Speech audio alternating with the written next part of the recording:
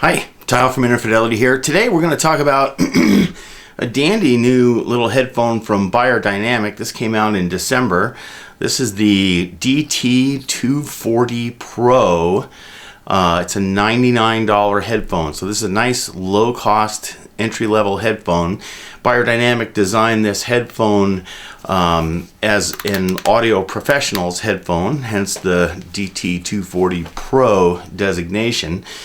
And I think they've actually done a really good job in producing a headphone that kind of nails that pretty well. This is a mostly plastic construction, but has a fairly solid build quality. The end pieces here are pretty beefy. The pleather covered headband is fairly large. The center part of the headband, right between my thumbs right here, is fairly plush and deep. So and it has a pretty tight curvature, so when you put it on your head, let me make sure I get the right side on here. When you put it on your head, it conforms fairly well to the top of your head, and really doesn't have much of a hot spot. They're fairly light headphones anyway, so the comfort of the headband is pretty good. The ear cups are a little small. They call them an over-ear headphone, and they are pretty much an over-ear headphone, but the ear cup size is a little bit small to really get your ear fully in there, and that can be a little uncomfortable for long listening sessions. I wouldn't call this an uncomfortable headphone, but I wouldn't call it a really comfortable headphone either. However, the caliper pressure is not overly tight, but it's certainly secure. Certainly gives a huggy feeling to the headphone when it's on your head. So it's very, very stable on your head. And if you're an audio pro and working with it and moving around, that's a good thing. So it's nice and stable on your head. I should point out that Audio Pro in this instance, and we're starting to see this from a lot of headphone manufacturers, Sennheiser in particular, I know has a very strong focus on it. They're seeing a lot of folks get into production through social media, YouTubers and people who are producing for SoundCloud and stuff like that. So there's a lot of young folks who are just getting into using headphones in a semi-professional way, let's call it, and these headphones are aimed right at that category. So a couple of things that are a little surprising about this headphone is that it is pretty beefy feeling and pretty tight. The pins that swivel allow the ear capsule to swivel like this are metal. The yokes, this part right here, is aluminum. I don't know what the swivels are on the yokes here, but the bottom line is that they do seem to be built fairly durably. These seem like a pretty rugged headphone, and they don't have a folding feature that allows you to fold the earpieces up into the headband area, but they do fold flat, so that's a nice feature. The included cable has a coiled section. The cable, when at rest, is about 4.5 feet long or thereabouts, and stretches out to over 8 feet, I would reckon. The first couple of feet of cable on the player end is straight, so when it's on a desk and you've got it plugged into something, the coiled part won't sweep around and knock over a coffee cup. The straight part will be on the table, and the coiled part will allow you some movement without tangles and without knocking things over. So I thought that was a pretty nice cable for this application. The cable can go into either ear cup. On the headphone end, it's a narrow-bodied 2.5 millimeter tip ring sleeve, and it does insert the body does insert into a well here, so it's mechanically stabilized, so it's not relying on the plug itself for durability. So I like that, and that it can be plugged into both ears. Sometimes it's more convenient on one side or another, so that's nice. So all in all, I would say a pretty nice build, except for the fact that the ear cups are just a little bit small to really be called a over-ear headphone. I think it's a little bit marginal there. In terms of sound quality, they're quite nice. They're, I would say, just slightly warm of neutral, but mostly neutral. The bass response is a little bit elevated, like I like, but does intrude a bit on the mid-range. So the bass emphasis does come up to about 300 hertz. So it's a little bit intrusive on the mid-range. So there's a little bit of a bloom in there. The mid-range is really pretty nice. It has a nice profile, does a good job of being present without being too much in your face or too distant sounding, so that's nice. Up in the lower treble, in the sort of 4,000 to 8,000 hertz range, or 4,000 to 7,000 hertz range, there's a big notch in these headphones.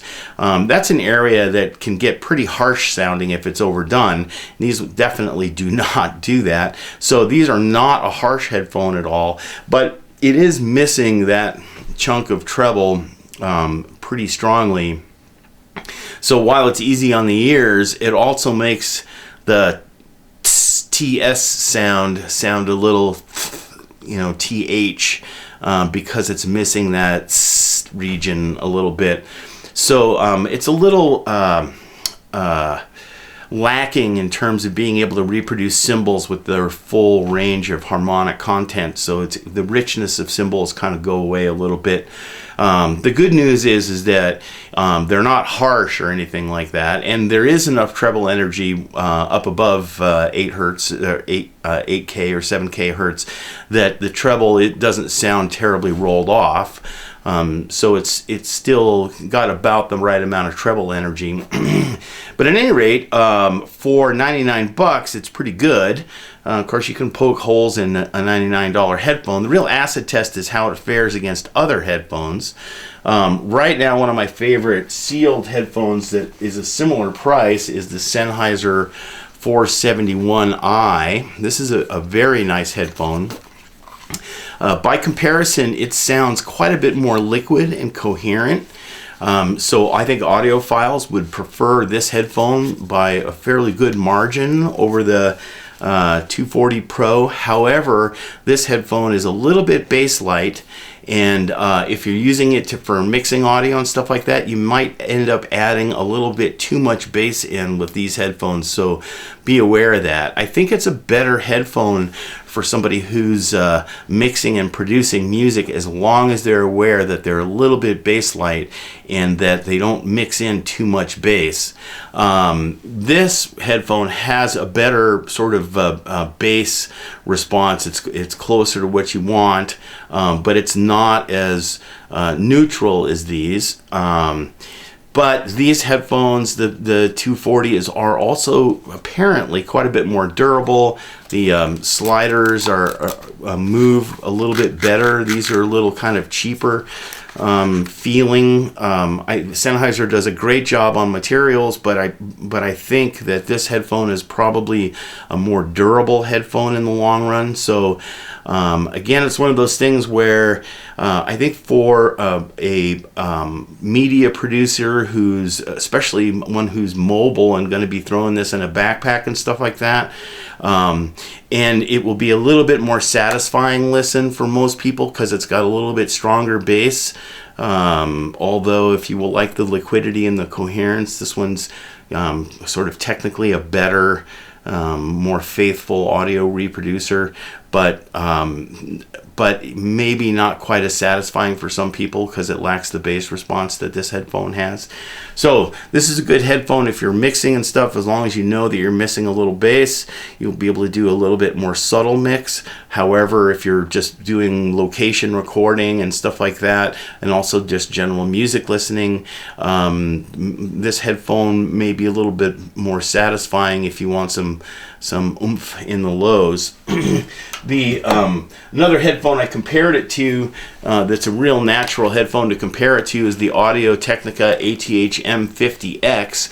This one is also intended to be a professional headphone for studio use. It's got a tighter bass, about the same level of bass as the 240. This one has this one is a tighter sound in the bass, but it's also a little more forward in the upper mid range. It's a little shoutier sounding than this headphone.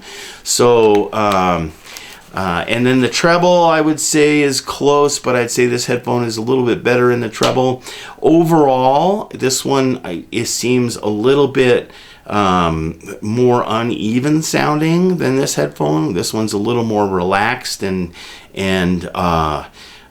easy to listen to. So I'd kind of give the edge of this one in sound quality, but the M50X is a beast, and probably a good headphone for artists in the recording studio who need to wear them for longer periods of time. This is going to be a more comfortable headphone, and then also when they're done, it folds up into this shape and you can throw it in a milk crate or something like that. So maybe a better headphone for artists in the studio, but I'd still take this headphone for location recording and mobile production and stuff like that. It's a little smaller, even though it doesn't fold up, it folds flat, and it's a better looking headphone. The M50X is a kind of a clunky looking thing, where this is a little more, I won't necessarily call it stylish. It's kind of a very plain, but at least it's not fugly like this one. The last headphone I compared it to is the Creative Orvana Live, which is a headphone I liked for a long time and was one of my favorites, and was on the Wall of Fame but got knocked off with the advent of the Sennheiser 471, the HD 471. As the 471 is a more liquid and coherent sounding headphone than the Creative Orvana Live. The Creative Orvana Live, however, is a more coherent and livelier sounding headphone than the DT240. However, its bass response, while it's at about the right level, is quite a bit murkier sounding and not as articulate as the other headphones. So this one's got a better bass response than the Creative Orvana Live. And then lastly, in terms of build quality, the Creative is a little plasticky and cheap. I wouldn't trust it to be thrown in a backpack over and over again, whereas I would with this headphone. All three of those headphones do have larger ear cups than this one, and would likely be a little bit more comfortable for long-term listening. But the bottom line, for 99 bucks, for somebody who's got microphones and cameras and maybe a drone in a suitcase or something like that, who needs a headphone to throw into your backpack with your camera gear and to bring home and to edit your videos on and stuff like that, this is a darn fine little headphone.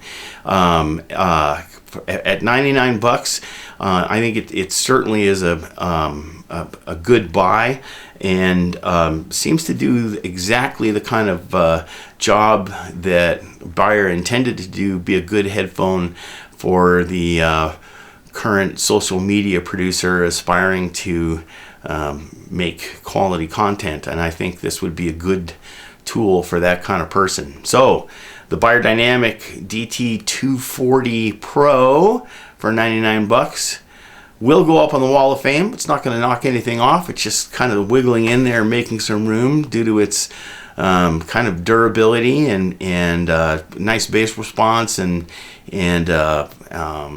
good imaging and dynamics. By the way, the imaging is actually surprisingly wide and deep with this headphone. So yeah, nice little headphone for $99.